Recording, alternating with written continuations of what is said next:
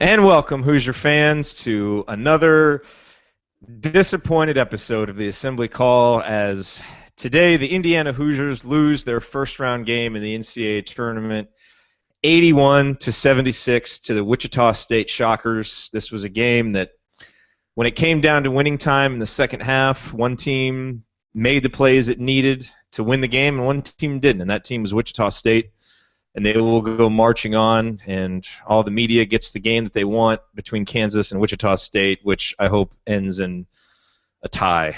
I'm your host, Jerod Morris, on this episode of the Assembly Call. I'll be joined today by Andy Bottoms and Ryan Phillips. We will break down this disappointing NCAA tournament game between Indiana and Wichita State. Spend a good amount of time talking about it, and I'm sure we'll look ahead at some point as well, but we can't look ahead yet. We got to spend some time talking about this game because there were a lot of opportunities that Indiana left out there, and I think that's really the disappointment. Is it certainly seemed like Indiana brought the energy and the physicality early, but that stretch there in the middle of the second half, which is actually something we've seen in a few of their more disappointing losses this year, they let it get away from them, and they were just never quite able to get it back. So we're going to break that all down. If you have any questions or comments, you can tweet them to us with the hashtag AssemblyCall. We'll be happy to answer them, address them. You know, there's two moments in this game that I want to point out. I'll get to the banner moment in a minute because I think there is one.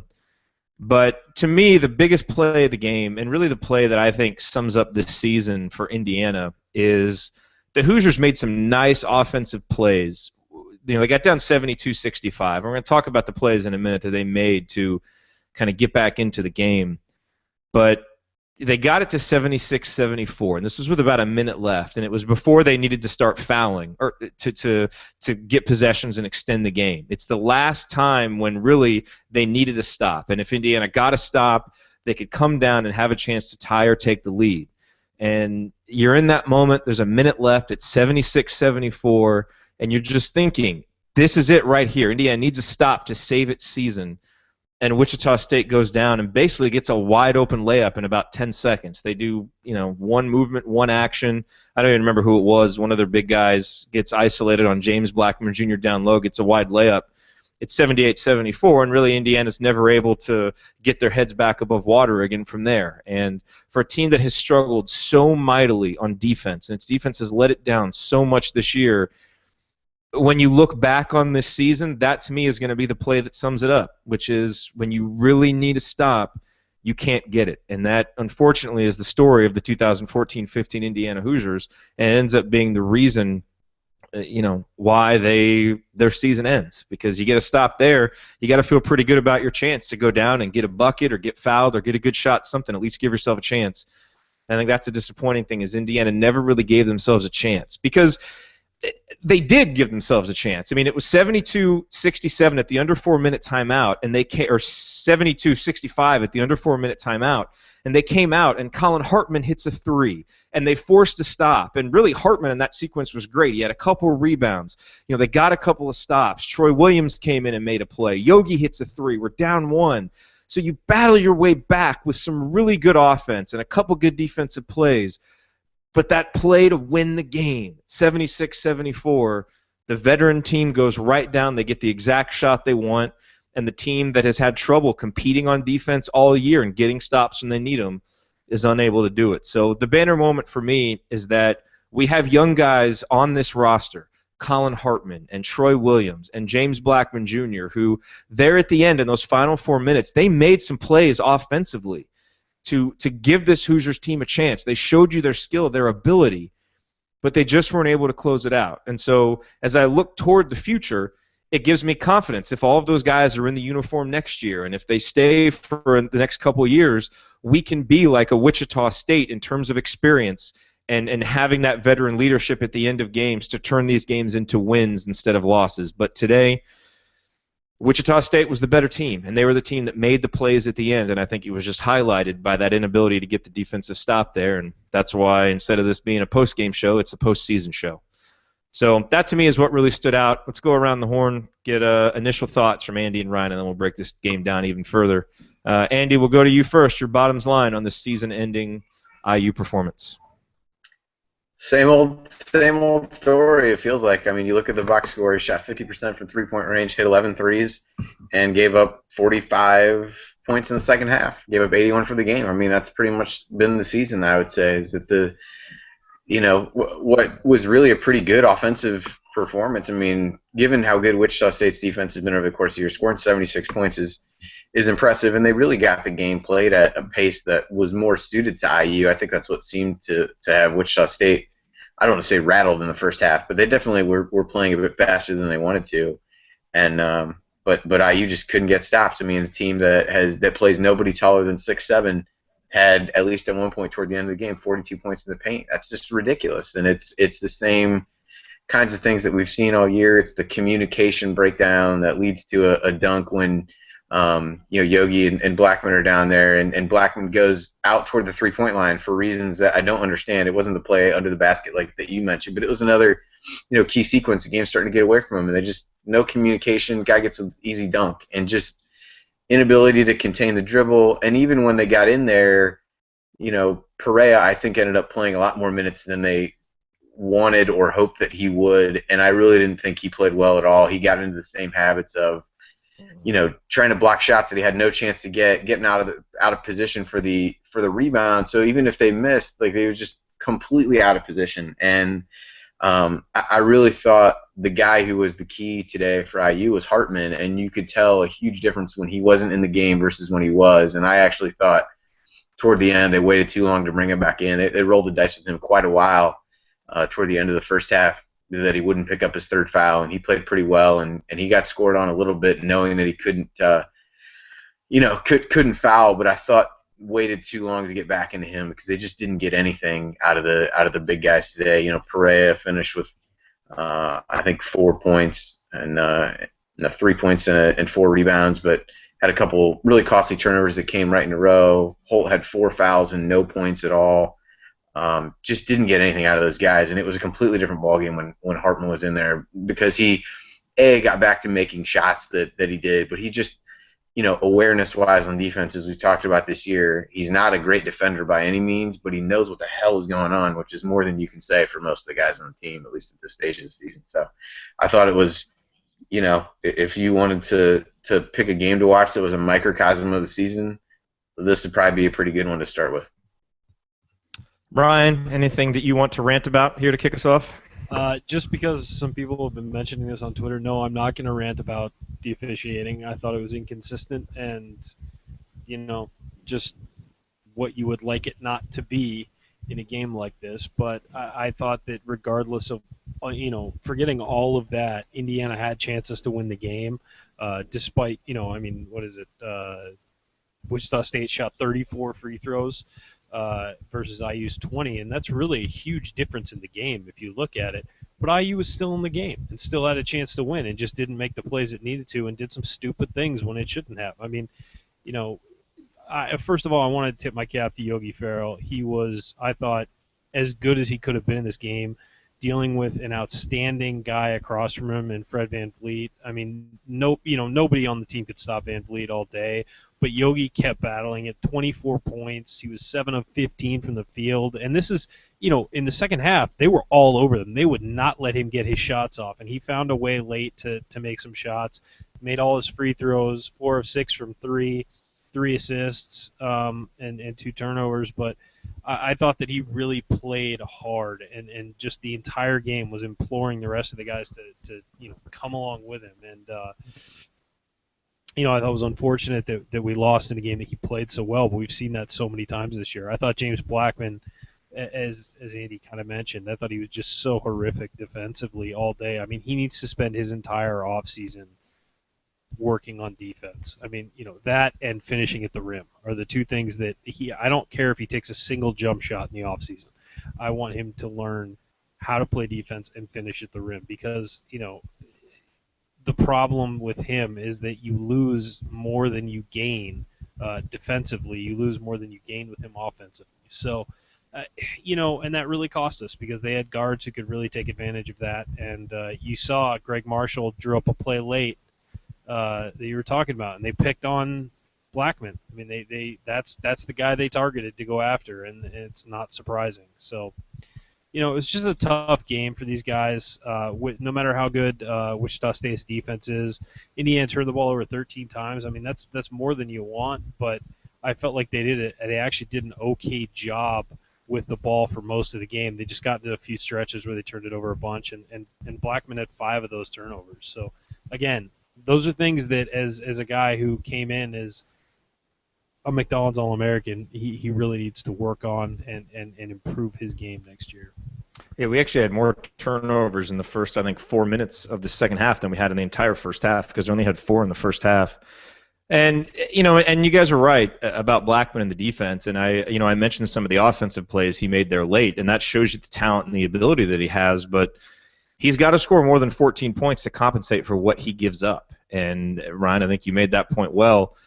And when I look at this game, we've we talked about it with Alex Bozich and Inside the Hall and Podcast on the Brink, and we talked about it. Some of the keys to this game, that when Indiana wins, they typically win the rebounding battle. James Blackman Jr. typically scores 19 or 20 points, and Yogi typically doesn't score in the 20s and gets more than 3 assists and gets rebounds.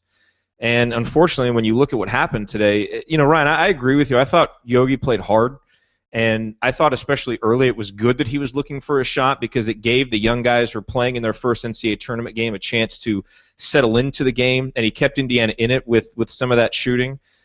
But I never thought that he really found his groove as a facilitator. And he ended up getting 3 assists, but frankly, 24 points and 3 assists from him has not been a recipe for success for this team, just based on the season.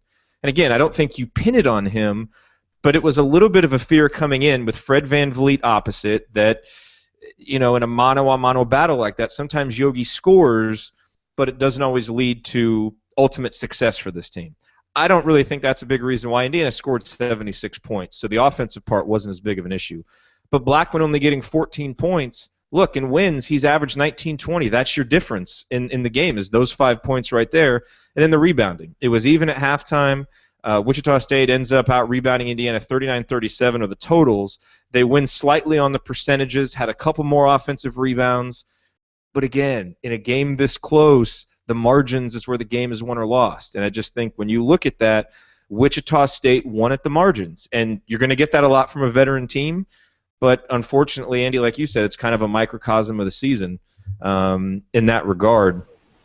Yeah, I don't want to jump in on you, Jerod, but I wanted to say this. I mean, everybody coming in thought this would be one of the worst 7-10 games. They thought it would be an up-and-down game, but if you looked at betting lines and things like that, everybody was picking this to be the Wichita State. They favored Wichita State more than most of the others in the 7-10 games.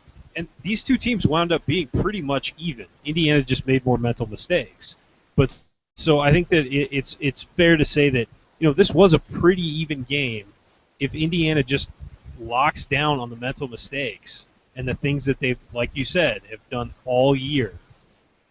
You win the game, and you go on and you have a chance to play Kansas. And it's just one of those things where at some point these guys have to learn, and they have to stop doing this.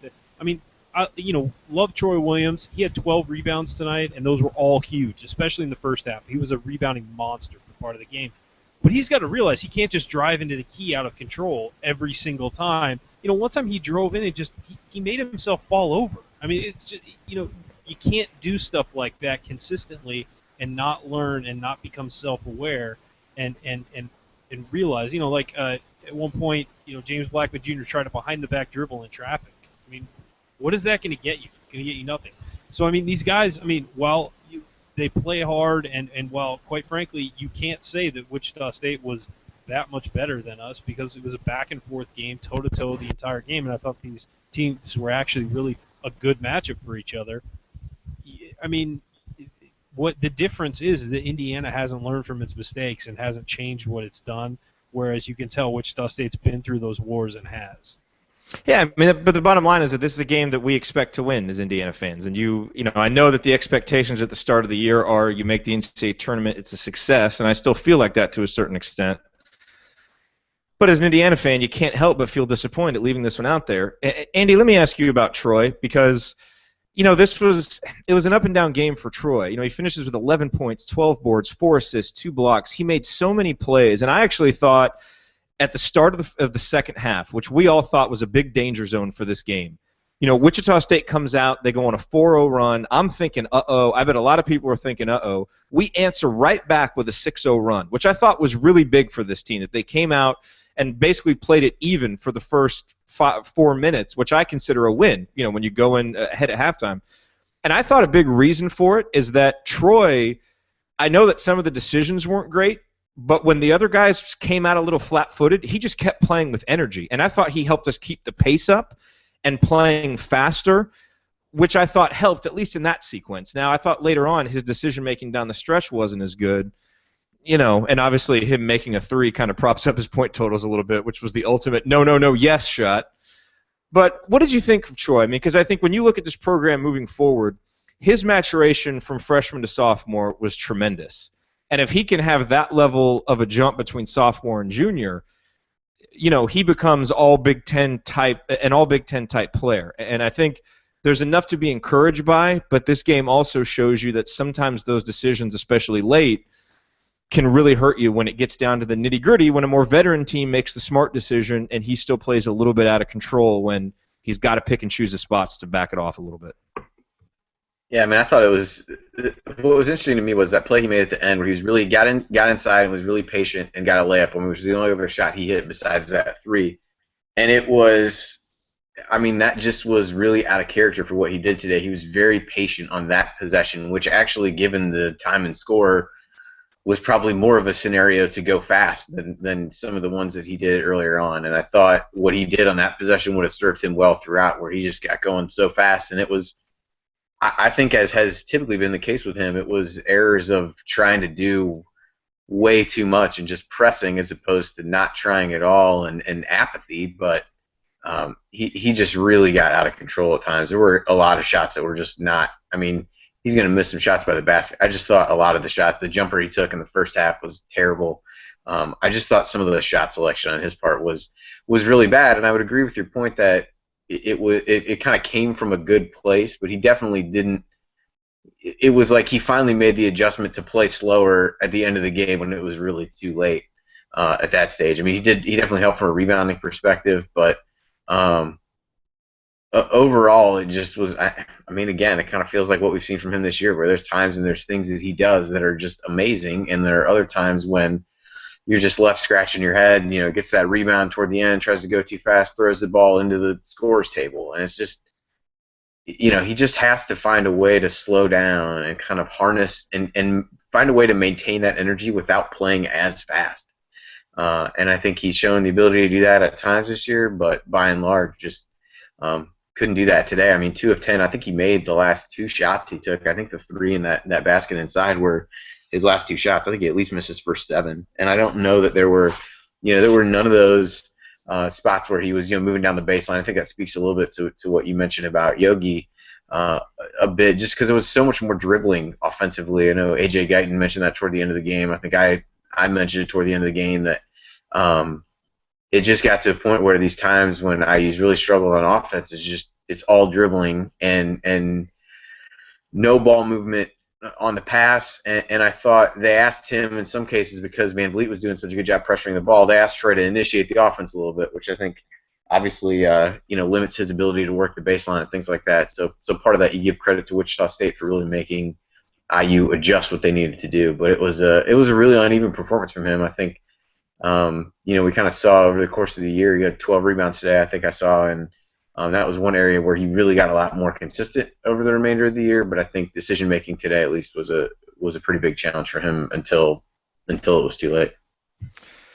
There's a couple elephants in the room, and so we're not going to avoid them on this show. And I want to talk about it, Ryan. I know you kind of mentioned you don't want to talk about the officiating, but I'm looking on Twitter, and apparently Tom Crean, yelled at one of the officials after the game, "You suck." And people are going to look at the foul disparity. That's reported. I don't know if that actually happened. One guy reported that, and everybody's jumping on it.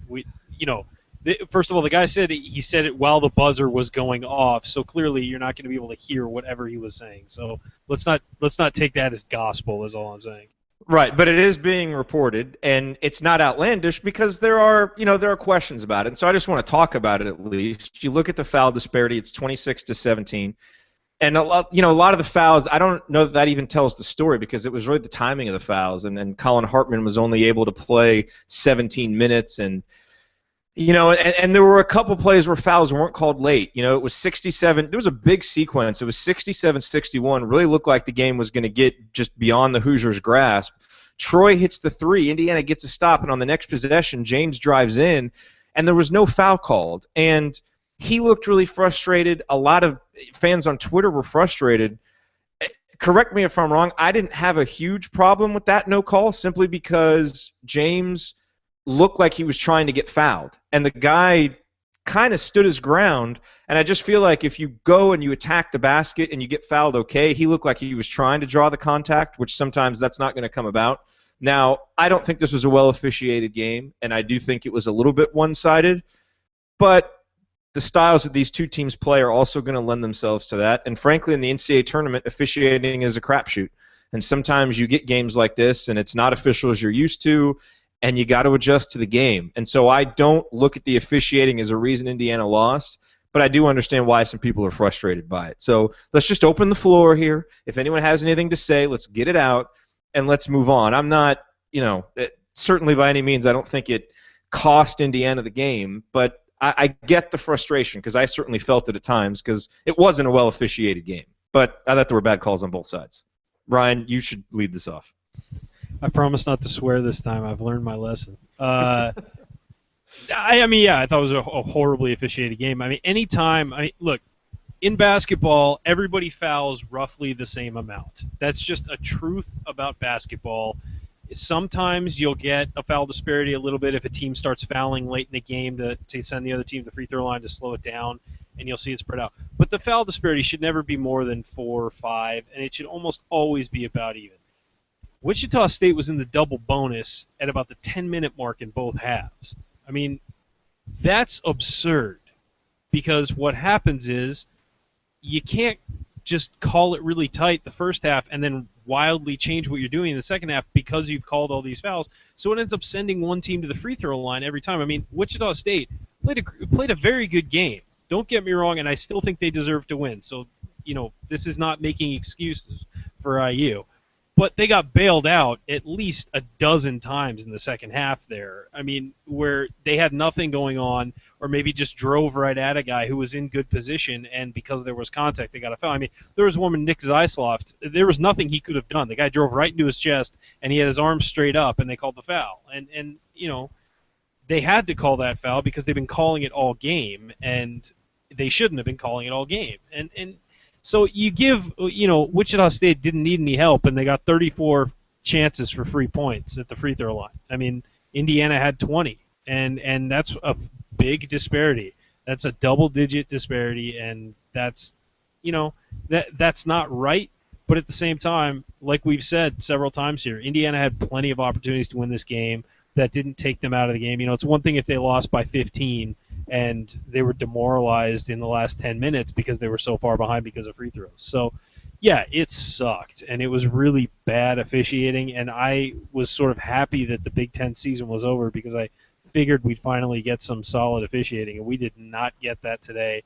And I don't blame the players or the coaches for being frustrated. There were tweets going out that the coaches were saying stuff on the bench just like, oh, you're bailing them out every single time, and they were. I mean, I get that frustration. It's frustrating when you're a player too, when you get called for a touch foul and then you go down and you don't get the call and you're sort of wondering, well, what's going on, and it's frustrating for the players and the coaches when the guys who are supposed to be playing can't be playing because they're sitting on the bench for a ticky-tack foul. So, I mean, I thought for the most part the guys did a good job of playing through it. You saw some visible signs of frustration, but for the most part it didn't seem to bother them.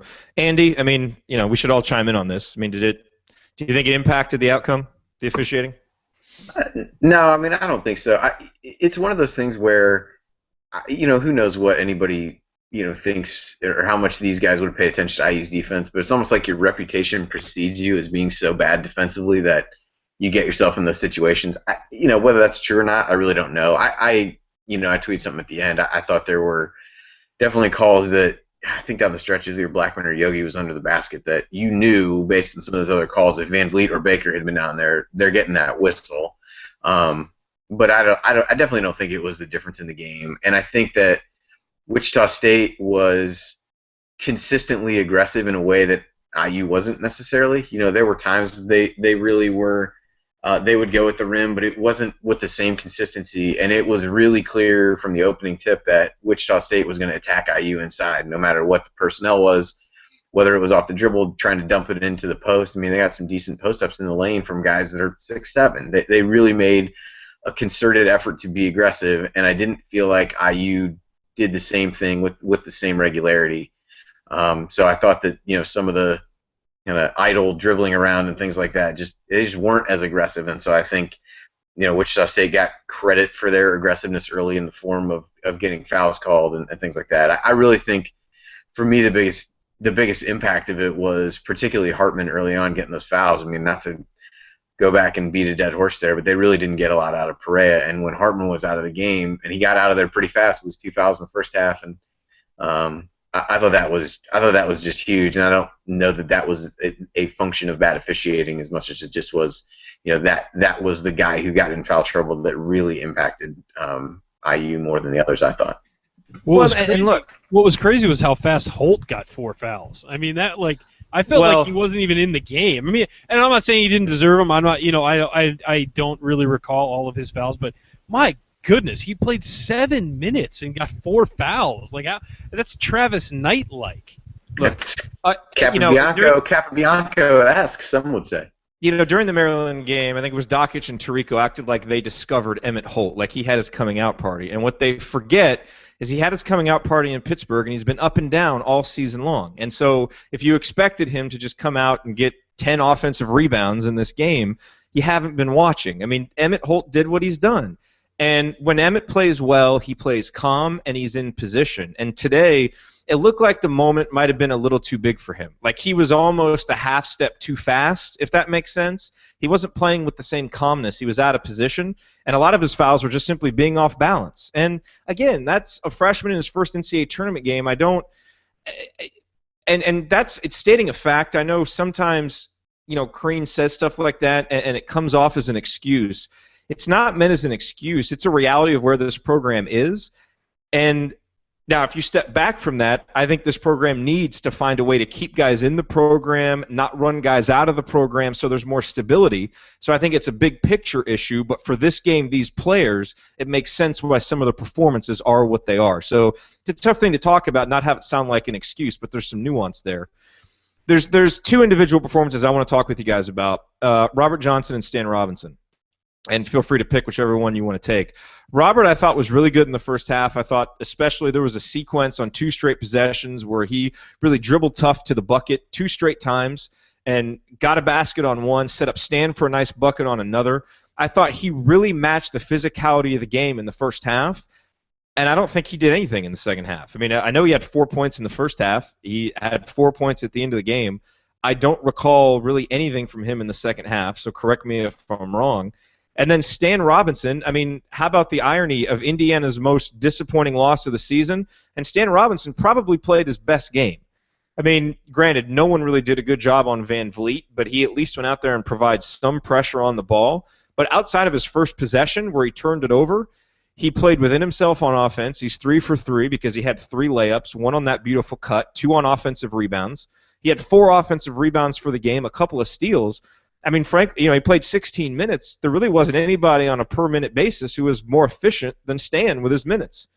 So, Andy, let's take a victory lap as the official members of the Stan Robinson fan club. I mean, but it's nice to see him play like that on a big stage. I thought he provided some good minutes, but I just thought there's a contrast there because Robert is a guy who gets so many minutes, and you need him in a game like this to do a little more than he did. And I thought he came out ready to play, but kind of shrunk from the moment as the game went on. So, Andy, I'll let you jump in first here. Yeah, I mean, I would agree on Stan. I know you and I were both beaming like proud parents as he made the shot. I mean, he really. I mean, in all honesty, all kidding aside, but that's what Stan can do. I mean, that's what we've been wanting from him. Like, I know. Used his athleticism, got around guys, fought for rebounds, played hard, and didn't. Like you said, outside of that first possession, didn't do anything that silly offensively. So I thought I thought he really gave them good minutes, and was surprised he didn't play a little bit more in the second half. Although I don't know that I have a good handle on how much everybody played in the second half. But I thought Johnson was really up and down early. He had the one really nice drive where he went at the basket and scored. But overall, just felt like there was times when he a couple times came out and was really aggressive trying to defend Van Vliet, and then got beaten, and then like you said, he just faded away a little bit, and drove the ball into traffic at least one time I can remember in the second half, got it taken away, and those were the kinds of things that we talked about that they just couldn't afford for him to do and not be strong with the ball. And so I thought it was, felt like some of the same things we've seen from him this season. So I feel like I'm beating that into the ground, but it was definitely like the flashes of things to come and what makes you excited to see what he might be in 4 years, and the other things that just completely make you scratch your head and really wonder. Like, it feels like so many of these guys, like, does he know what he needs to do to be successful? And there's been more times than not where I felt like he does, but today just didn't feel like he provided much of a spark, didn't take shots. And Wichita State really tried to run IU off the three-point line. I thought were as effective of that, particularly in the second half, as a lot of teams. And I'm surprised they took as many threes as they did in the second half, quite honestly, that felt like they did a good job there, and it just didn't seem like he was able to adjust and figure out what he could do if he wasn't spotting up. And I thought, maybe here's a chance for him to rise to the occasion defensively and try to really step up with Van Vliet. And I thought he tried to do that for a couple of possessions and seemed to get discouraged. And I thought, just young guy not being in that situation a bit, I think just, some of the fragility that we've seen from this team over the course of the season, I thought he exhibited today, and he's a guy that I'm still excited about to see him get better, but I thought his youth in particular really showed today, maybe more so than it has all season. And what this kind of illustrates, Ryan, I know you want to talk about this, is what happens when you have to rely on young guys. It does. We've talked about Stan so much over 2 years, it almost feels like he's older than he is. This is still a guy who has more of his, well, I guess he's got half of his career now ahead of him as opposed to behind him. And he certainly hasn't developed like we'd all hope, but maybe if he can take something from a game like this, when you become a junior, you become a senior with him, it seems like it's game experience and maturity that will help him unlock the good player that he can become. Maybe he becomes that. But, when you have to rely on a guy who's so young, same thing with Robert Johnson. I mean, when you've got to rely on a freshman to play so many minutes against a veteran team in the NCAA tournament, you're going to get some games like 4 points, 2 assists, and 3 boards. And when you don't have enough veterans who can balance that out, this kind of stuff is going to happen. And again, it's not an excuse, because I think that Tom Crean's dealt with some unexpected stuff, but I think overall roster management has been a big issue. So that's a criticism, but it's just in the micro focus of this game, and when we're talking about these individual players, we can't expect more of them than they're capable of, and I think at certain times this year we've been forced to. Yeah, I mean, if you look at down the roster right now, you've got 5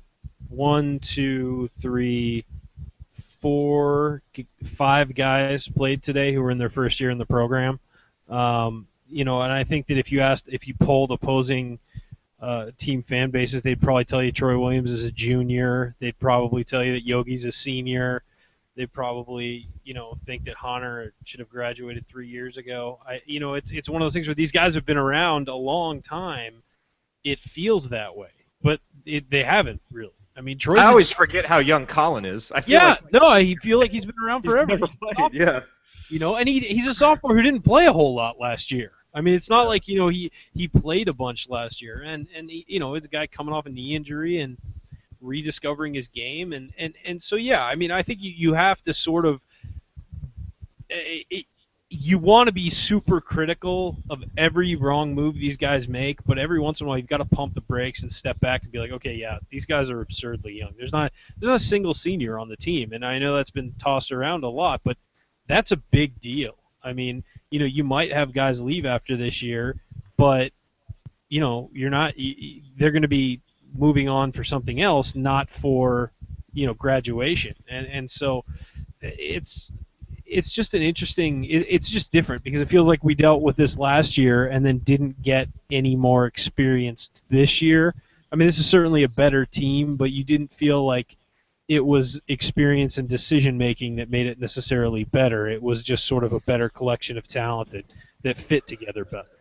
Yeah, this team could score. They could make shots. I mean, that makes a big difference in basketball. It does, but they also, as we know, they couldn't defend, and last year they could. So it's, I mean, look, hey, can we just next year let's dial the offense down like a hair and just up the defense a lot, please, because quite frankly, I was texting with a friend during a game, and she asked me, she's like, "How you doing?" And I was like, "I want to jump out the friggin' window of this hotel because we can't defend anybody," and it is so hard to watch because they're so talented, yet they just can't get it together defensively. And defensively, it's not individual talent; it's the group working together, and it's desire, and it's a non-athletic person can be a good defender. Aaron Kraft proved that for years. It's about your attitude and wanting to be a part of a team making a stop. And these guys, I felt like all year we really had 5 individuals on the floor, really, instead of a team playing defense. Do we really just mention Aaron Kraft? Like, is that how far we've fallen after this loss? Hey, I mentioned Travis Knight earlier, and a friend of mine texted me and said, "Be careful with that reference. It's an antique." Travis Knight was the last player off the bench for the Lakers when they won the title in 2000, and he averaged more fouls than he did minutes for a long section of the season. So that was why I brought him up in reference to Emmett Holt earlier. Yeah, a couple questions coming in. Shuby asked, was Yogi deferring too much in the second half? We talked about this a little bit. Seems like he didn't have the ball enough. I thought there was a little bit of a change in Yogi after he took that hard spill on his tailbone, and I have no idea if that was bothering him, but it did seem like, because he was dynamite early, and he came back some late, but it looked like there in the middle of the game that he was maybe, here, the crazy thing is Indiana's best run in the second half. We went on a huge 7-0 run. There were a bunch of times in the second half where, in the middle of the second half, where Wichita State looked like they were going to blow it open, and we made runs back. And there was actually a sequence where we made with Yogi. We were down. Yogi goes off the floor. We make a 7-0 run. As soon as he came back in, they went right back on a 7-0 run. Again, it's not to blame Yogi for that because it's a team thing. But I thought there was a sequence there where he was not quite himself and not impacting the game as normal. And I have no idea if the injury played into that or what it was.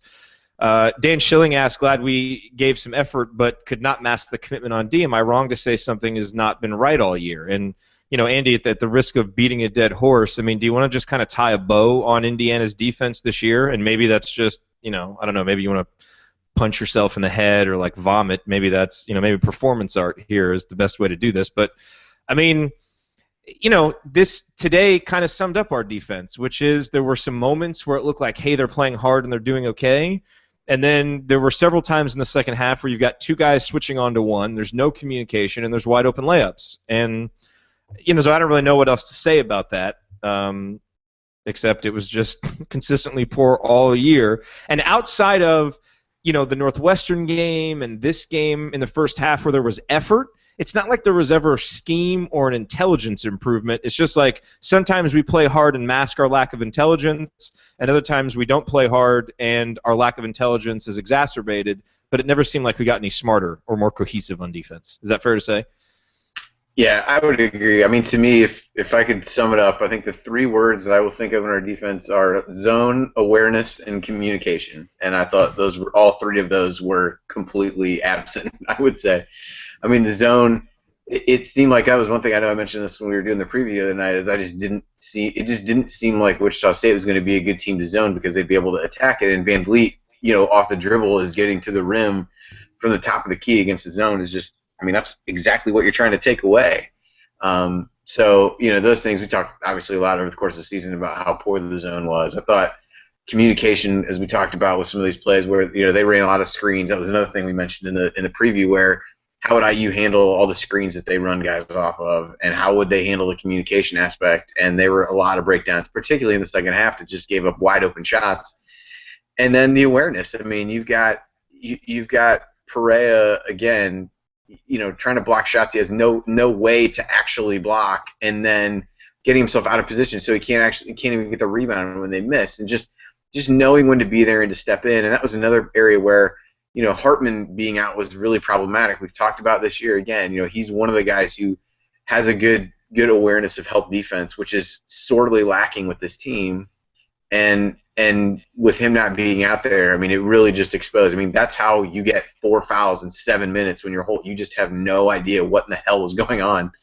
And Perea didn't play well from that perspective. And you've got guys, just driving right to the basket. And Van Vliet's really good, but you have to. I mean, at some point, somebody's got to step in, try to take a charge, do something, force him to make a pass. And they just weren't able to really challenge him at the rim. And I thought, those were the 3 things that I guess stand out to me that were especially poor on defense, because I don't think it was always effort, but sometimes it was. And I think more than that, just there wasn't improvement other than in very brief stretches where it got to the end of the game and you're down 3 possessions, and in your head you're thinking, how in the world is this team going to get enough stops to come back in a game? And they actually got a couple coming out of one of those timeouts toward the end, but that was not the norm. And I would assume if we would go back and look through the second half, the number of times they got more than 2 stops in a row is pretty negligible. So I guess that's how you tie a bow on this on the package that was IU's defense. So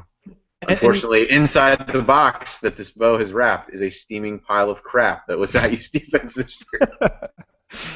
That's a great comment there, Andy. And I think part of the problem again is, what's the biggest adjustment for young guys to make from high school to college? A lot of times it's the defensive effort required. And so when you have a team full of this many young guys, I think you're going to get inconsistent effort. The problem is, I think this team had no defensive identity to buy into. And I think having a defensive identity and having confidence in what you're doing helps you to play hard. And I think sometimes you saw Indiana get straight-legged, and it's almost like they just didn't believe they were going to get stops anyway, which is personal accountability on the players and also accountability on the coaches and the scheme. I think that leads into what I want to talk about next. And we're going to have plenty of off-season shows, and we'll break down everything. And who knows what's going to happen with the program. But I want to take your guys' temperature at least. Now that the season is over, just of the general direction. I mean, Ryan, you just put in our chat. Good Lord, or man, I just looked and realized we lost 5 of our final 6. And I think that's the thing to me, that you look at the season and some of the things that have really bothered us, the collapses at the end of the season, the getting up for certain games, especially when we're in kind of an underdog role, but really fading against good teams on the road and even against teams at home. And, just a lot of the things that have bothered us continued to plague us this year. So let's go to you first, Ryan. I mean, you wrote the article recently on Fansided about, did making the NCAA tournament save Tom Crean's job? You summed up the nuance very, very well. And I think your point at the end was a perfect one, which is that Tom Crean was the right guy 7 years ago to dig us out of the ditch. The question now is he the right guy to take us to the next level? And I have my misgivings about it, my questions about it, because I think Tom Crean is a guy who is a fighter and gritty and good in an underdog role, but hasn't always been a guy that when there's expectations is able to get his team to play up to the level of the expectations. And at Indiana, at some point, you're not in the throes of the Kelvin Sampson debacle, the A-bomb that went off when he left, and eventually the expectations come back. So, I mean, I guess my question is, do you have an answer for the end of your article, or is that something that's still to be decided that you're still thinking about?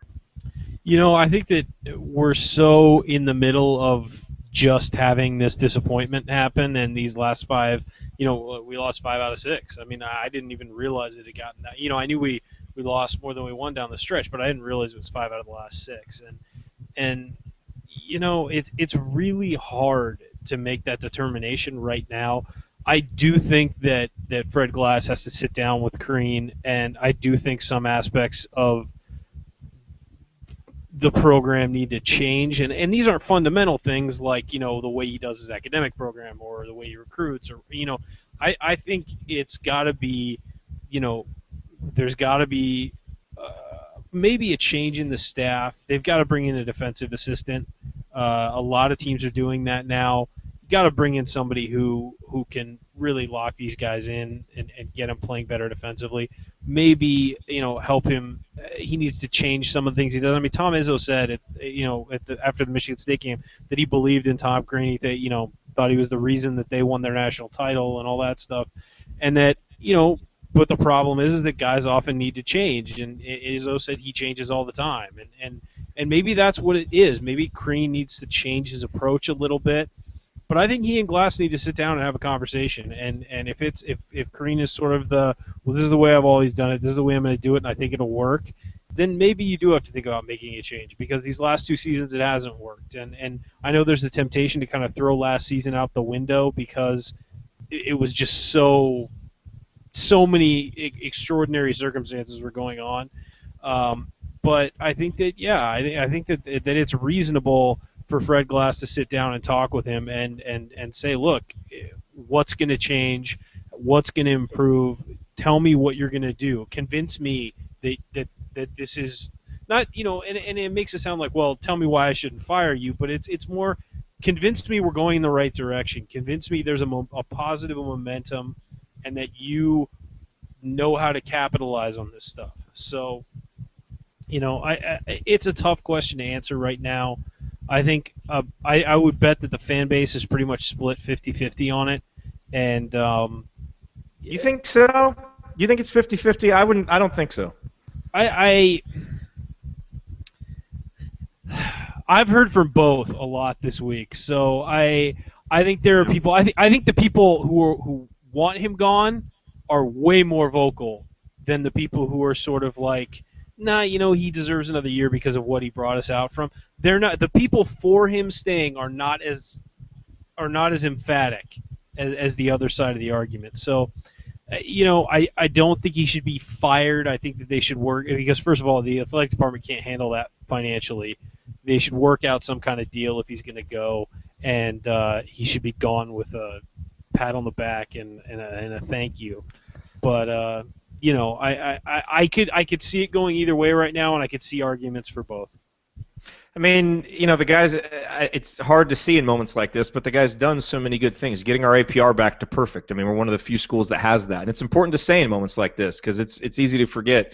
I know we had the spate of off-court stuff, but I think generally, players have developed. They've seemed to mature well. And just little things like taking the team while they're in Omaha to go to, it was like a center for kids who come from difficult backgrounds, and just doing stuff like that. And I know it happens at a lot of programs, but that doesn't mean that you take it for granted. And I think he's done a lot of good things that have restored some pride in Indiana. And it's nice to be talking a lot more now about the on-court stuff and be able to focus there. But that's a big part of the job description too. So you say that stuff and it's nice, but there's extra. Let me go to you, Andy, because look, everybody who's watched the show knows that our take on this, our stance, is that we don't discuss rumors and coaches' jobs during the season, but I think we try and take the temperature in the off-season. We're a little more candid in the off-season. And I think, and Andy, you can correct me if I'm wrong, but I think of the three of us, I think, and I appreciate this, but I think you hold your tongue more than we maybe, sometimes, because I think there are things that frustrate you that, maybe even more so than me and Ryan. So I'm curious just to kind of take your temperature and see kind of where you stand. Andy's wearing a hat because Tom Crean has made him lose all his hair. Let's be honest to the fans out there. Fire everybody! No, I'm just kidding. So I don't. No, I think it's challenging. And I think it's the same thing that I felt a little bit in the offseason. It felt this way toward the end of last year. It felt this way as this season started with all the off-court stuff. And I think where it becomes difficult for people to separate things is, I think there's a faction of people who believe that you can't be critical of him because of what he brought the program back from, which I think is unfair. You certainly can't ignore where things were and what he's done to get him out of that. And I think that's what, Ryan did a really good job of laying that out in, his post earlier in the week. I mean, you can't throw that away and act like it doesn't matter. By the same token, you can't use that as an excuse on the back end for everything else and say, well, he did this, so the other stuff doesn't matter. I mean, it all matters. And so I think that's where it becomes difficult. And I think that's why you see some of the, division. I'm kind of like you. I guess I don't know that it would be 50-50 50-50. Maybe there's the vocalness of one side of that argument, like Ryan said, is different than the other. But I do think that people are quick to dismiss the good that was done and how that worked. But you know, it, at some point, that you can't dwell on that either, and that can't become a crutch for everything else. And so, when you look at the things that, if I think of the things that I guess frustrate me the most, um, certainly the defense this year and how much, guys are able to not only defensively, but, develop skills within the given season and see that growth in them. I don't think that's been the norm for a lot of guys. We've certainly seen guys make a lot of progress in the offseason, and certainly that's easier to do because you've got more time. You don't have games and as many classes and things like that, and I get all that. But I do think, we've seen guys make real jumps in the offseason. I don't feel like you've seen those jumps over the course of the season, and that's the reason that we end up having, the same conversation. Why, you joke sometimes when I'm not on that you can just pipe in quotes from me from earlier in the season because they're valid. Oh, you listen to those shows when you're not on? It's still the same. Yeah, I got to keep an eye on you guys. I don't trust anybody. No, I think so. So I think there's part of it that's that. I think, some of the criticism about how this team ends up playing down the stretch of not just this season but lots of seasons is a fair criticism. And you guys talked about the last 6 games. 5-10 in the final 15 games of the season. The last half of the season, 5-10. 2 of those wins came against Rutgers. 1 was over Northwestern. And the other 2 were, Minnesota and Michigan in home games that you should have no business losing. And so it's like, what did you really? Part of that's how the schedule plays out, sure. But the other part of that is, you have to be able to see that progress over the course of the season. And I think certainly last year we felt that way, that we all felt like broken records by the end of the season and kind of beaten down by everything that had happened there. And then, the other thing is looking at second halves. I think I wrote a post on this last year. Maybe I didn't. I don't know. I know I brought it up on one of the shows that we did, is that this team's consistently been outscored in Big Ten play in the second half. So you can put that on a lot of things, but certainly a factor in that is the in-game adjustments piece of things. And I think that's an area that Crean has rightfully been criticized for over the course of time, and the ability to do some of those things. So, I think those kinds of things manifest themselves. Today you give up 45 points in the second half, just no answer for what. And I don't feel like Wichita State tried to do anything different offensively in the second half than they did in the first. But at a certain point, it's also pride of the players as well, and attentiveness. And you look at things in the end of the game where there's no way in hell these guys didn't know they needed to go foul, and yet time is just ticking and ticking and ticking off the clock, and nobody's doing anything. And I know you don't want to foul Baker and Van Vliet, but at some point you got to foul somebody. So what are you trying to do? So I don't put it all on him. I'm also one that I probably do bite my tongue because I don't know that it really is. I guess I don't know that it's a productive discussion to have in the middle of the season. I guess for what we do, I mean, you could easily get hung up on that after any game you want. But the reality was that over the course of the season, he is the coach, and there's really not a lot you're going to do about that.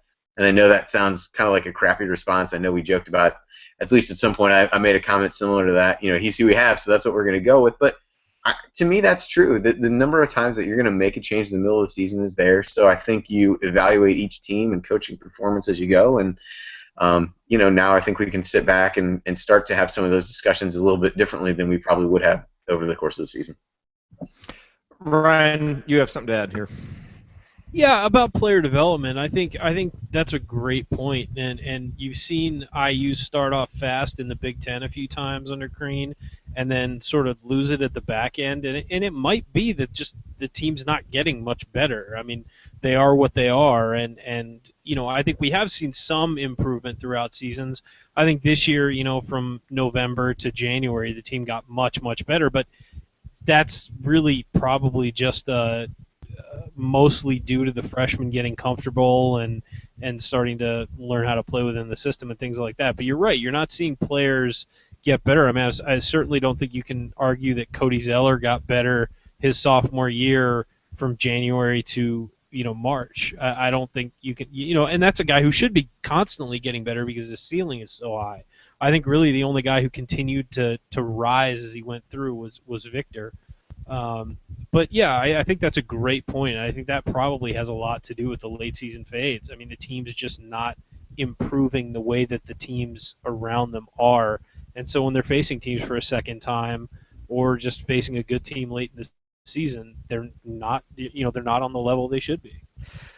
All right, at the risk of completely embarrassing myself, I'm going to throw out a crazy harebrained theory and just see what you guys think of this. Tom Crean, I think it's kind of well known. I mean, he didn't play college basketball. He played in high school, but he didn't really play much. I mean, even in high school, he didn't play. He was just an assistant coach in college. And I wonder, when you hear Tom Crean talk, he understands the game cerebrally. There's few coaches who actually talk it better than him. When you listen to him in press conferences and you kind of parse what he says, he understands the game almost like he's read every coaching manual, absorbed it, and can spit out the right thing to say. But I've always wondered, and especially when you see the in-game struggles this team has, and even adjusting game to game sometimes as a season wears on, if the fact that he didn't play and doesn't have the experience of a player sometimes makes it hard for him to translate what he knows to players in a way that they can use it on the court, because there's a disconnect that he doesn't have the full understanding of what it takes on the court. Again, this is a crazy harebrained theory, but it's just something when you watch this team, they're just seeing, it's like he's over there dancing on the sidelines, jumping up and down because the guys don't foul. And I'm sure he told them that in the huddle, but why is there a disconnect there? And I don't know, maybe that has nothing to do with it, but that to me is one of the biggest issues I have with him, and we've seen that since the first year, and I think it was minimized some when you had a veteran-laden team with obviously the Victor and Cody years.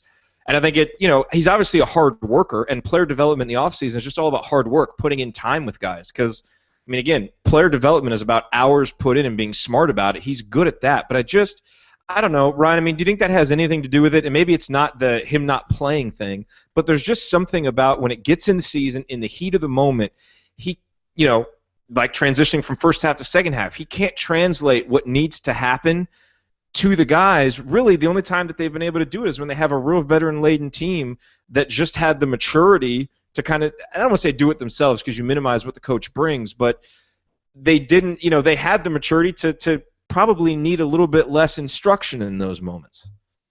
Yeah, I don't think the fact that he wasn't a college basketball player has much to do with it.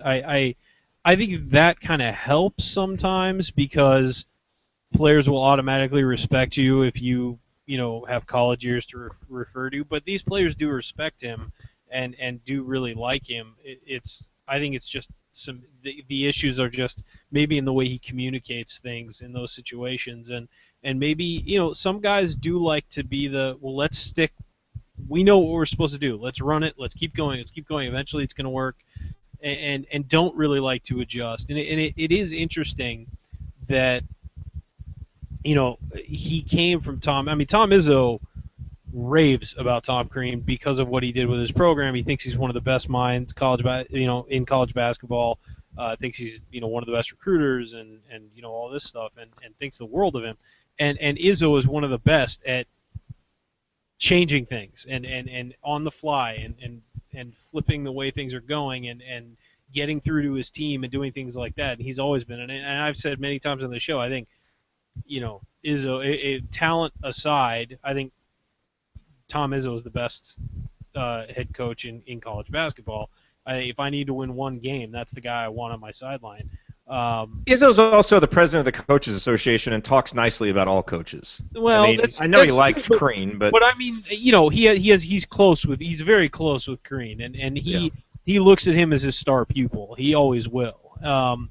And so, but you're right. He does talk nicely about all coaches, but I think there's a personal aspect to it with Crean.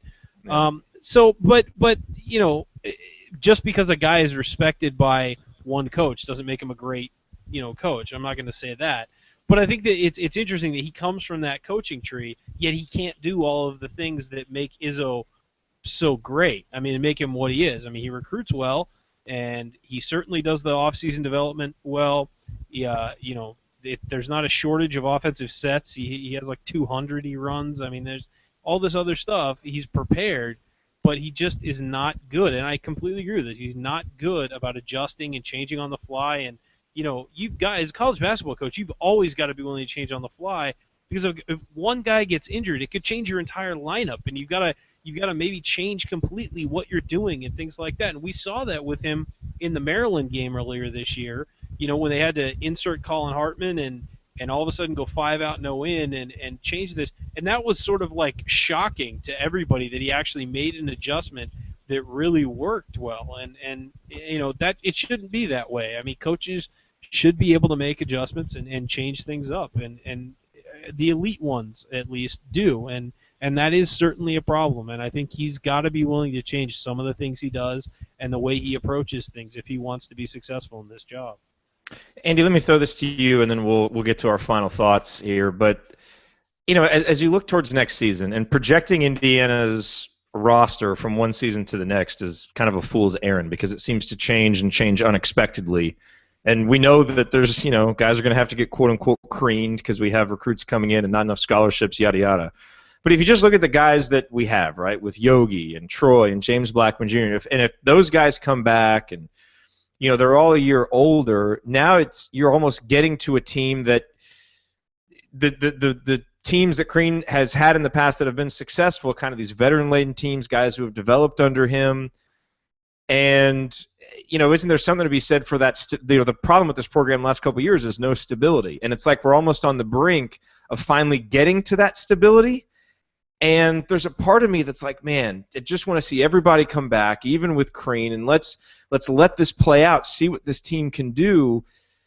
And yet, I don't know. I have this fear that that's not going to happen. I feel like we've invested these 2 years in seeing something grow, and it's not going to come to fruition next year. But Andy, as you look at it, what are you hoping for next year? Are you ready for a fresh start? Do you want to see the end of these last 2 years that we've been building, that it's going to build towards something? Or I guess what's your general feeling as you just look toward the future? Like you said, it's really hard to think about. I mean, take the coaching piece out of it, and you really have no idea what this roster is going to look like. I mean, it said, I was reading some of the post-game quotes from Yogi and Blackman. Everybody's pretty non-committal about next year, which you would expect, and I kind of like. I mean, I never like for guys to come out in the heat of the moment and say, I'm coming back, and then they don't, and everybody gets angry about that. I think that's silly. And I know that people have a job to do and they have to ask the question, and I think that's fair. So I think they probably handled it in the way that you'd expect anybody to. But I think, you really don't know what to expect. To your point, something's going to happen. And if nothing change, and I think what most people would say is they really need a big guy.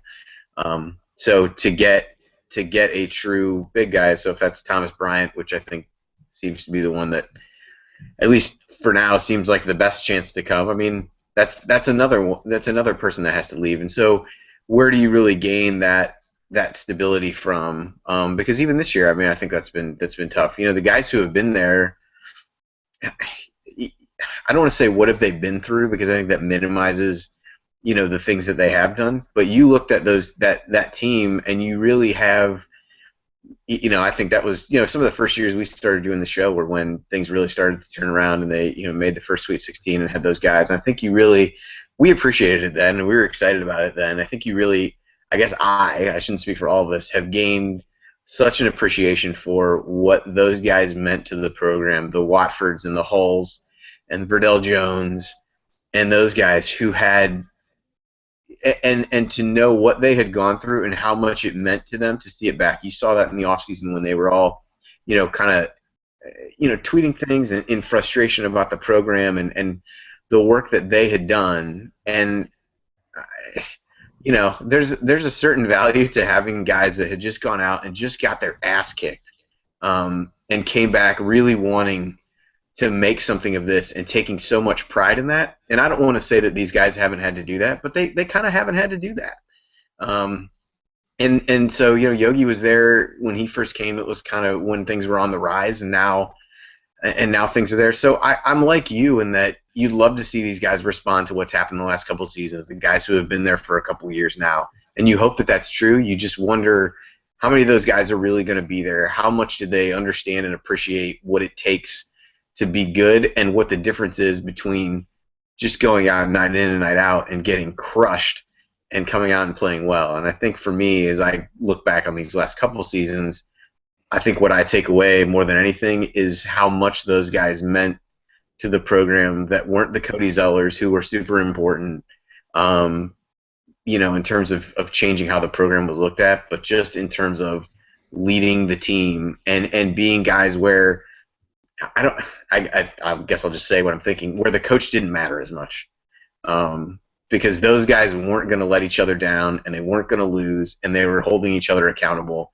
And that masks some of the things that you might say aren't the best about Crean, because in some ways those things didn't matter as much with those guys, and they're exaggerated more with the kinds of teams that they've had the last couple seasons.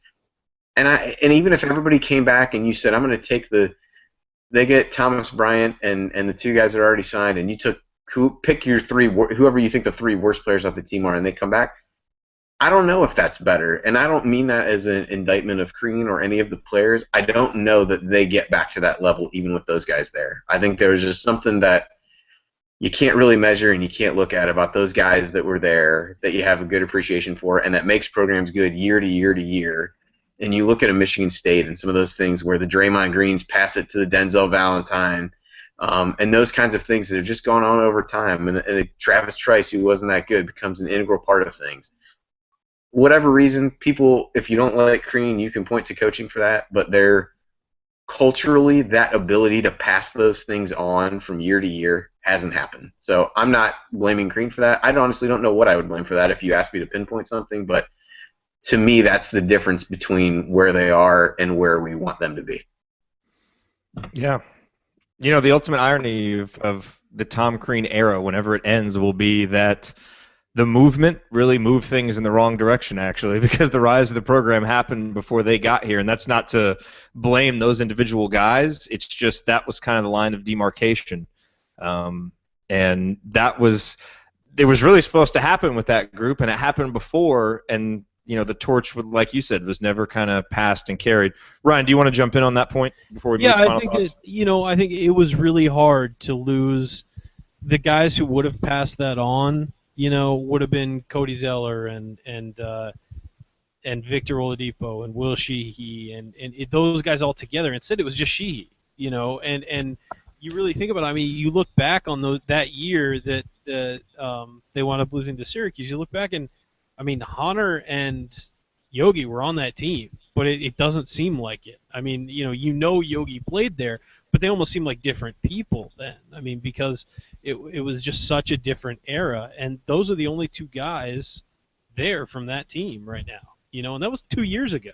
It's not like that was 4 years ago, and these are graduating seniors. I mean, it was 2 years ago, and those are the only guys left. I mean, Andy makes a great point. I mean, the continuity of the program kind of almost died when those 4 1,000-point scorers went out, and you lost a guy who was invaluable behind the scenes, Derek Elston and guys like that. I mean, people who other opposing teams would have problems naming, but were an integral part of the program, and so many guys were gone off that team when we started last year that it didn't feel like cascading from one year to the next. It felt like there was just absolutely a wall between the two seasons, and it's a great point by Andy. I think it's very true, and maybe you can get some of that from these guys who struggled down the stretch after being lifted so high. But you're right, it's never going to be the same as those guys who were going winning 6 games or 10 games in the season. It's never going to be like that, because those guys would have run through walls to not have to suffer through that again. So, but yeah, look, there are 2 very good recruits coming in next year who I like very much. They aren't program changing Cody Zeller, kind of guys who are going to come in and immediately be all Big Ten and expected to be an All-American.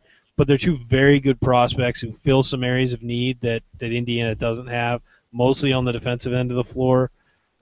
If they get Thomas Bryant or I don't even think Thon Maker's a possibility, but he's certainly one of the guys being named. If they get one of those 2 guys and have a post player, and that happens within the next week or so, maybe you say, hey, let's roll the dice, let's go one more season and see what happens. But I don't know if Indiana is the kind of program that should be rolling the dice at all. I think Indiana should be the kind of program with a clear vision and that feels like it can attract the top players and be consistently in the mix year in and year out. Yeah, you mentioned Juwan Morgan, OG Anunoby, and I think the other point Andy highlighted there was something else, more big picture that Tom Crean hasn't quite adopted from Tom Izzo, which is being able to pass that torch on. And that's the thing. I know, look, people are not that high on Juwan and OG, but think about the real movement for Indiana was Victor Oladipo and Will Sheehey when that unheralded class came in. So before you think that these two guys, aren't bringing a lot, I'm really excited about these guys. I agree, and I think people you talk to that have watched them play, seen them develop, there's legitimate reasons to be excited about them. So yeah, I got to jump in and say, Anunoby is one of the most improved players in the country since last summer. I mean, and they say the summer before that, the jump there was even bigger. And so he's one of these guys who's just rising and getting better and getting better and getting better. And, he's a guy who is from the middle of Missouri and really wasn't that heralded. And all of a sudden, we got on him and then everybody else jumped in as well. So he's a guy who's improving a lot and will fill some of the holes that Indiana has right now. Yeah. Yeah, it's... I guess there's not really a great way to wrap that up because, something's going to happen and we'll see. We're kind of in a wait-and-see mode, but I think a lot of us share the same frustrations, the same wishes and desires for the program, and you just want some stability. I think the one thing that you come to realize as you look at coaches and look at their histories is that coaches kind of are what they are, and a program can prop a coach up a little bit, but look, Bill Self, was he at Tulsa or Tulane? Where was he before he went to Illinois? One of those. Tulsa. Yeah. Won big at Tulsa. He wins big at Illinois. He wins big at Kansas. Look at a guy like Greg Marshall. He was at either Wofford or Winthrop, something with a W before. And Winthrop, I think. Yeah, and he had basically the same winning percentage that he's had at Wichita State. And you look at Tom Crean in his last 5 seasons. He had the big 27-6 season. Obviously, when Wade was there, he was very good. And he's proven that his system, when he has a great player, can take it. But his last 5 years at Marquette were 12 losses, 11 losses, 10 losses, 10 losses. And his last 4 years at Indiana, 9 losses, 7 losses, 15 losses, 14 losses. And I say that only because, at the end of the day, I think, it was very hard to judge Tom Crean the first 3 years, I think, obviously, because he was rebuilding a lot of things. And like Andy says, you have to take that with a grain of salt in many different ways. And I think what we saw those other 2 years is that with great players, and Victor Oladipo, he's becoming an NBA all-star level player, and Cody Zeller, clearly a great player. I know Indiana didn't get as far in the tournament as you wanted, but that team had good regular season success, and when it's been more on Crean these last couple years, the results just haven't been there. And he hasn't seemed to strike the balance between going after the big-time recruits, where you're going to have less program stability, and maybe going more the Izzo route where you're getting more program guys, which I think Crean needs. And I think he's maybe not recruiting to his strength, which is getting a little bit less heralded player in who's going to stay for 3-4 years, that has the maturity and the knowledge to help make up for some of the things he struggles to impart on young teams. He's not a Calipari in that way. So that, to me, is what we've kind of butt our heads up against at the end of the season, is a coach whose plan maybe doesn't fit his strengths, and that maybe we've seen the best that he can offer at Indiana, and we all just had higher hopes. And so I think there's a certain amount of disappointment from where we expected things to be, where we thought they could be, and where they've gone, and now faced with the reality that maybe we've seen the best this coach-program combination has to offer. We'll see. There's no definitive statements to make, but I think, I don't know, hopefully for you guys the last half hour was cathartic. It was for me, and hopefully it was for the people listening. Anyway, Indiana lost today, 81-76 to Wichita State, so the season is over. Let's get some final thoughts before we close this out. We don't need to say everything tonight because we're going to have plenty of off-season episodes, but at least some final thoughts on this game, this season, however you want to eulogize the 2014-15 Indiana Hoosiers. The floor is yours. Andy, you go first. I guess when I look at the end of the season record, and if you didn't tell me anything else, and you said, they finished 20-14, whatever it is, made the NCAA tournament. If you told me that before the season, that's probably about how I guess I would have figured it went.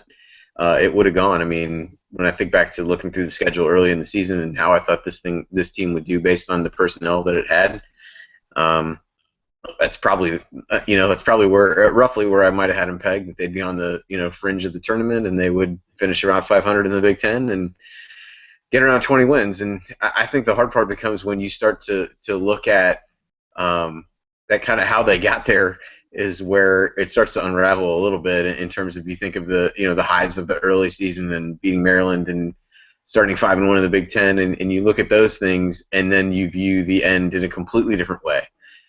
And what a roller coaster that it ended up being. Is it really feels like, that's a term I feel like we've used a lot over the last couple seasons, is the roller coaster of highs and lows that this team has had over the last couple seasons, and games when they really get you excited and make you optimistic about things to come, and games that make you want to hurl things across the room while you're watching them because they're making the same mistake that you've seen them make 100 times over the course of the season. So I guess there's a lot of ways to get to the same destination, and it was maybe not the journey that anybody thought it would be to get to this point at the end. But I do give, I guess when I will attempt to look back at this and take positives from it, I'll try to think of some of the fluid offensive sequences that this team has had and how well they've been able to shoot the ball, and how beautiful they've played offensively at times.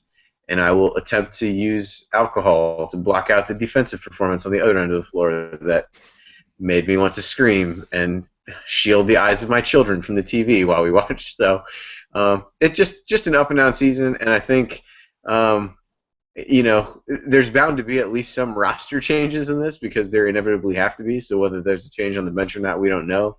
But I have a feeling that the offseason is going to be a little bit more of the same roller coaster that we experienced during the season. So I do not believe the roller coaster has come to a complete stop where everyone can unbuckle their seatbelts and walk safely from the ride.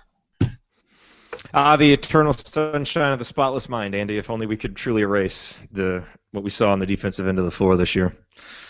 Ryan, final thoughts on this season for the Indiana Hoosiers? I think that there are things to be proud of and there are things to be disappointed about. I think that the team started far better than anybody imagined. I mean, I used to finish every single one of these shows with we might be disappointed or we might be excited, but look where we are. And now, God, look where we are.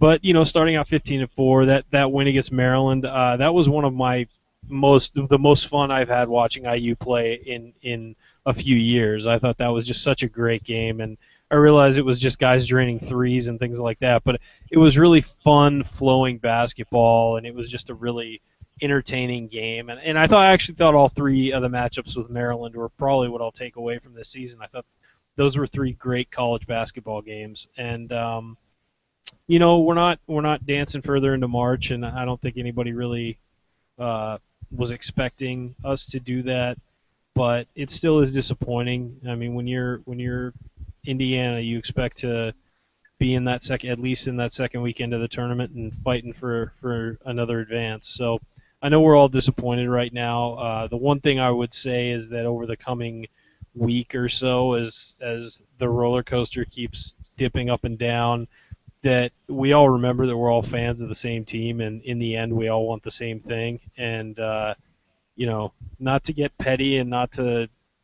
start yelling at each other and tearing each other apart, because that kind of stuff just makes this fan base look bad, and it's been going on for a long time. And just because you disagree on a few things doesn't mean that you're not fans of the program. I mean, the three of us discuss stuff all the time, and we disagree or feel differently about things, but we're all really good friends, and we all know that we all want what's best for the program. So I think that that's something that, hey, you know what? Here's an idea.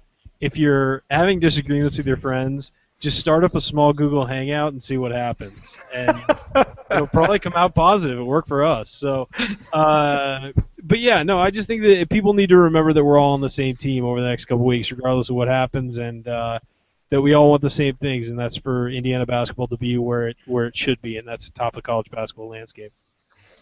As I begin my final thought here on the 2014-15 Indiana Hoosier season, I'm looking out at the window here in my Dallas home, and it's kind of a rainy, gray, nasty day. which which kind of fits the mood. I mean, I think you guys hit the nail on the head that this season it ended up kind of where we thought it would at the beginning of the year. In fact, maybe it ticked better because the team made the NCAA tournament, but finished in about the middle of the pack of the Big Ten, had some high moments, some low moments, a collapse at the end. So it ended kind of where we thought, but it just didn't take a linear path to get there. It was just so many ups and downs, and I guess when I think about this season, I think of some what ifs because the offense was so good and better even than we thought. And yet, you wonder what kind of an impact Devin Davis could have made. This is a guy that was getting 18 rebounds in the Canada trips and that really emerged at the end of last year. What kind of an impact would he have made? If this team had somehow found a defensive identity, just become bad on defense, not atrocious, and maybe you win a few more games, maybe you're still playing. So, it's that roller coaster and it's just that what if. And just the fact that it seemed to be the same constant problems game after game, that wasn't really the roller coaster, but just sometimes the results were. So that to me is kind of the enduring legacy, if there is one, of this team. And now we'll have to see where the program goes from here. I mean, there's so many questions to be answered. I would like more than anything. I mean, it's been such a roller coaster for this program. I mean, really since Knight left, and even before that, the couple years before that. I think as Indiana fans, we all crave some stability. And I think that, of anything that disappoints IU fans, I think it's the fact that here, 7 years into the Crean era at IU, there isn't that stability. Because I think we knew the first 3 years were going to be tough. They were. We finally seemed to find our footing year 4 and 5.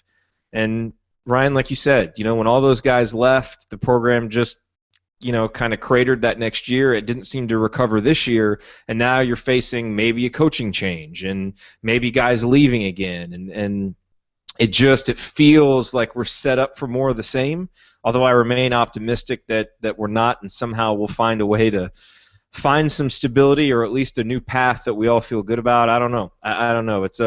This is definitely a crossroads for Indiana basketball right now and what happens next, because there's reasonable arguments to be made on both sides about what the program does moving forward, and that means that the people making the decisions have to make a good one, and they're going to have to make it without complete information or complete trust that it's the right decision, but hopefully they make the right one, because otherwise we're setting ourselves up for another 4 or 5 years of the roller coaster. And I suppose it makes it somewhat exciting coming on this show, and it's not the same thing over and over again, but I don't know about you guys, but I crave a little bit of stability and stability in terms of winning and playing well and doing a lot of those things. So on the court, that's what I take. Off the court, Ryan, you mentioned, IU fans and being civil with each other and kind of understanding the nuance and being reasonable. And to me, what a big thing I will take is how proud I am of the growth of the audience right here, the Assembly Call audience, the audience that you're a part of watching this.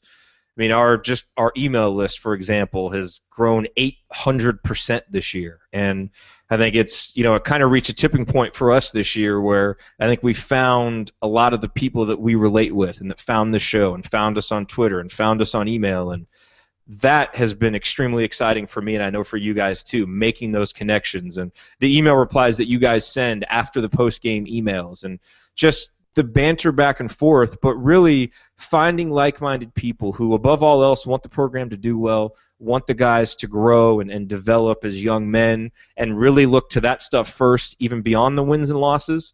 That, to me, has been the best part, because I think we've really found a lot of that, and I look forward to continuing to grow that, because I think we're starting to develop something pretty special here. So I know the on-court results weren't quite what we wanted, but just for us, hoping to develop a community here with the Assembly Call, it's really happened. And so that, even with the losses and the frustrations, that's been a big positive. So we thank you for really giving us that joy and that opportunity, because it really does mean a lot. And so we're happy that you're part of the Assembly Call audience. And if you're not, you can get on our email list, assemblycall.com/subscribe. And, I also want to give a shout-out real quick to Will and to Walter and Taylor, our 3 interns. I think that the expansion of that program for our show has been a big step, and so I know we're very happy about that, and we look forward to moving forward with that, because that, I mean, really at the end of the day, that's what this is about. You know, we're cheering for a college basketball program. So the wins and losses are important, but I think it's even more important than us as alums of Indiana University and people who have gotten a lot from the university, if we went to school there or if we've enjoyed great basketball memories, giving back somehow, you know, and whether that's with money or with effort or just with being a reasonable, positive person. The more that we can do that, the better the fan base is, the better the program is, and really the better off everybody will be together. So I'm really, really happy to be just a part of that community that we have going here. So thank you for allowing us to be part of that with you. All right, that is it, I guess, for the 2014-15 season. I really wish we were having at least one more show, but unfortunately the Hoosiers weren't able to do it today. They lose to Wichita State 81-76, and with that, the 2014-15 season comes to an end. Keep your eyes peeled in your email, on Twitter at Assembly Call. We'll let you know about some special edition shows that we'll have coming up, because we'll definitely be doing that. We have some fun stuff planned for the off season. But I guess all there is left to say is go whoever's playing Kentucky. Probably the best way to sign off for the rest of this season. But thank you all for tuning in. Thanks for a great season, and hopefully the Hoosiers come back next year and we're able to dance a little bit further in March. All right, everybody, take care.